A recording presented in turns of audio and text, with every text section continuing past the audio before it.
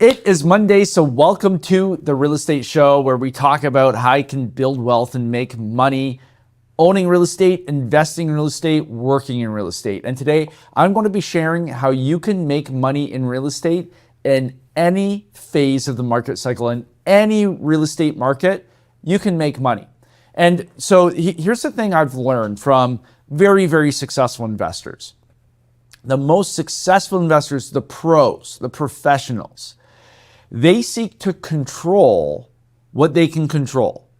So a retail or an amateur investor, they're the fair weather investors. So this is where we get people all piling into real estate when things are really hot, and then they all run away when things get cold. A professional, they will make money in any market because they focus on what they can control. We can't control interest rates. We can't control government policy. We can't control wars. We can't control natural disasters, but we can control where we buy, what we buy, the price we buy at, our business plan, how much leverage we use, so debt, how much, what renovations we do. That's what we can control.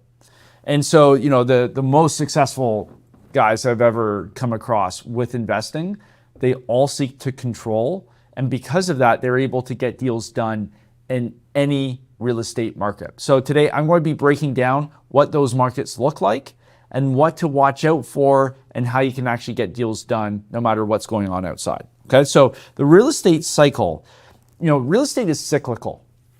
What happened before is probably going to happen again.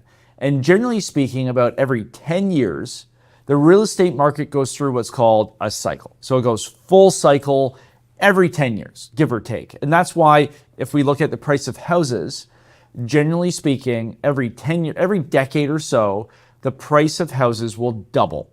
Real estate prices will double every 10 years, every cycle. Sometimes it's 8 years, sometimes it's 12 years, but for the sake of today, let's call it every decade. As a rule of thumb, property prices double.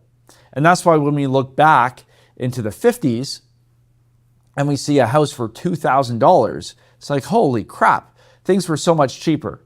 Well, as everything doubles, boom, boom, boom, we go through, it all adds up to about every 10 years roughly. So what does this cycle look like and why does it act this way? And this is what you have to understand if you want to make money, no matter what's going on in real estate at the time. So the real estate cycle looks like this. Okay, and then it just goes up and up and up. And actually, let me rewind a little bit. So the real estate cycle will go up like this, up again. This is real estate over a long period of time. So this is probably 10 years, 20 years, 30 years.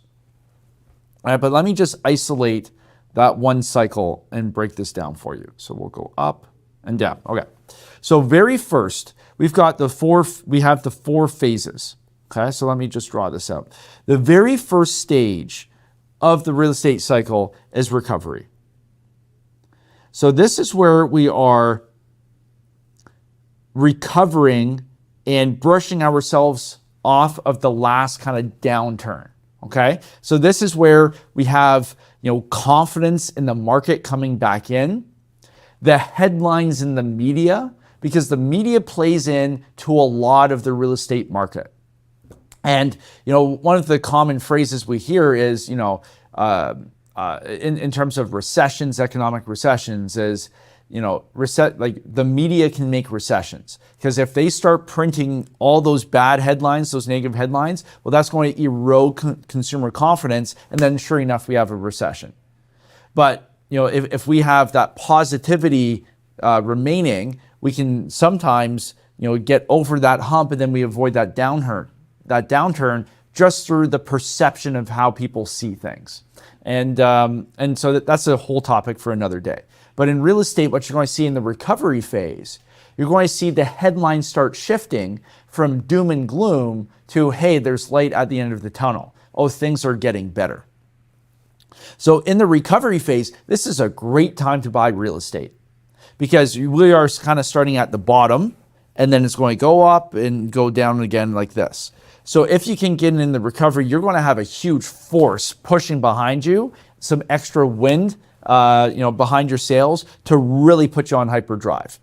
And when we look at real estate markets, generally speaking, we're going to divide them up into these 4 sections and say, hey, this market is in the recovery phase. This market is in expansion. And then I'll go through all of those different ones with you. But for recovery, this is where if you can get in and buy solid assets, the positive is you're still buying at a discount because you're coming out of the doom and gloom. So prices have taken a hit, consumer confidence has taken a hit. So you're going to buy at some great prices. You can get some excellent assets for basement prices. You're buying everything on sale. Now, the challenge you're going to come up against is, with financing and money, it's still going to be challenging to raise the money or get the type of debt terms you're looking for because everybody's tightened up from the last downturn. So hope is starting to come back in, and purse strings are starting to loosen, but it's still really, really tight. So what you want to do in the recovery is if you're sitting on your stockpile of cash, or if you have investors that are sitting on cash waiting for this moment, this is when you want to act. And if you can come in heavier on cash, you don't have to worry about the debt terms and fighting with the lender to give you more money, all of that type of stuff. You can just focus on getting the deals done because it's the whole store's on sale. All right, so that's the recovery phase. Then we have the second phase is expansion. Okay, so what's happened is the market's tightened up. Now we're starting to loosen up and we have hope coming back in. Deals are starting to happen again. So this is where hope comes back in, right down here in recovery. The second phase here is where the market starts to really expand. So this is where a lot of growth happens. So you're going to see the recovery, you get the early adopters coming in, they're the ones scooping up everything on sale, and then all of a sudden, boom, we have really positive headlines, consumer sentiment goes up, everybody's positive about the real estate market, and now we have the main flood of the retail investors coming in who were just waiting for everybody to say positive things. And now you have everybody jumping on the bandwagon. And we see a lot of growth happening in the marketplace. So prices go up. Lending terms are going to get more favorable because more volume's going out. Banks want to capitalize on that. So you're going to pay less money for that debt, which is going to help you, but you're also paying more. So how do you make money in the expansion phase? Well, you want to make sure that you have a solid business plan, because the prices are still going to keep increasing, but you want to make sure that you have that solid plan. You're going to get some great debt terms, but you want to have that plan so you can actually manufacture that value and take advantage of all of the interest coming into that market. Now, this doesn't last forever, and we end up in something called the hypersupply. With hypersupply, this is where we have a whole bunch of building going on, everybody's piling in, but at some point it becomes too much. We have too much stuff. So prices are peaking at this point. So we've probably seen the peak of a price and we've seen a slight dip in terms of pricing, and we can talk in terms of growth, like rent or like the sale, the asset value. We've seen it peak and start to go down. And here's the truth with all this type of stuff. You don't really know when the top or the bottom of the market has happened. Like you don't know when it is until after it's happened. It's all rear view mirror type of stuff. So you can never really know. And this is why I say you have to have a solid business plan and make sure you're buying a solid asset and have a business plan that you can control. Because you can't control when the market peaks, when it bottoms out. Everybody's like, oh yeah, you got to buy the bottom of the market. Well, nobody knows when the bottom is until it's already happened. Because then you look back on the charts and you're like, oh, well, on this day, the market bottomed out. It doesn't have, like you can't just tell, oh yeah, today we're at the bottom. Because you have no idea of knowing. So with hypersupply, you still have favorable debt terms, right? Everything's getting pumped in, but there comes a point where it tops out. And so prices have hit their peak. And now all of a sudden, the buyer that was willing to pay that amount yesterday, that buyer's no longer there because they've already bought.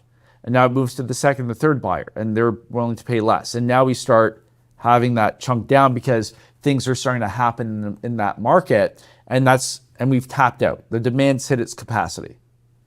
So what happens now is we go from hypersupply and we go into recession. And with recession, It's where things are receding, things are going out, the tide's going out. So now all that demand that was pent up, because in recovery, we have pent up demand. There's all these people who want to enter the market. They're just looking for that sign to enter in. And when everything gets positive, that's when they jump in with expansion, right? Because in recovery, the pros come in terms of recovery. That's when the professionals come in. But then the retail, the amateur people come in with expansion because everything's positive. Boom, boom, boom, boom, boom. We get into hyper supply. And then when this tops out, we get into recession. It could be the economy pulling it down. It could be government policy. There's all these reasons why that something would tip from hyper supply into recession. And in recession, we have debt that dries up. Less people are buying. Nobody wants to jump in. And everybody gets scared. Now, a professional will buy in every stage of the real estate market.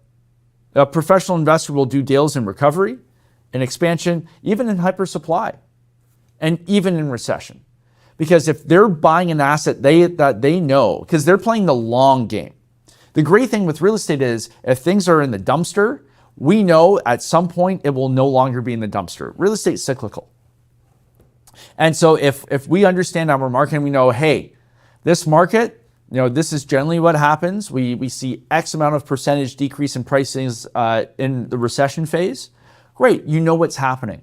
So if you see a deal and the market's trending down and it's in recession phase, but you see a deal that it's a great deal and over the next 10, 20 years, it's going to be a killer of a deal. Well, you purchase it, you have your business plan, you know that things are going to go down generally for X amount of X percent based on the past 5 recessions. But in your business plan, you're still going to make money. You know what you can control. You understand what you're getting into. You still do the deal. You're not going to run scared because real estate's a long-term game, And with recession, you can still use that to your advantage to negotiate better terms. Because in this phase here, recovery, you negotiate price and terms. That's the ball's in your court as a buyer. With expansion hyper supply, the ball's in the seller's court, right? Because you have more competition. So prices are going to go up. You have less and less terms. But now in recession, again, you have price and terms. So you can negotiate price and you can add better terms. And in real estate, it's not always about the price. It's also about the terms that you can get. So you have a lot more leeway because now there's less buyers, less competition, and you can basically go in there and have more control over how that offer gets negotiated. So that's how you can make money in any part of the real estate cycle, in any real estate market, the good market, the bad market, the flat market, because a pro will buy. They just have a plan and they're thinking long term. The amateurs, the fair weather investors, they come in and out because they get spooked. But the people who make the real money, they're the professional investors and they seek to control everything they can. And, if government changes policy, great. If interest rates go up, if they go down, I can't control it. I plan for it, but I can't control it. And that's how you make money in any real estate market. All right.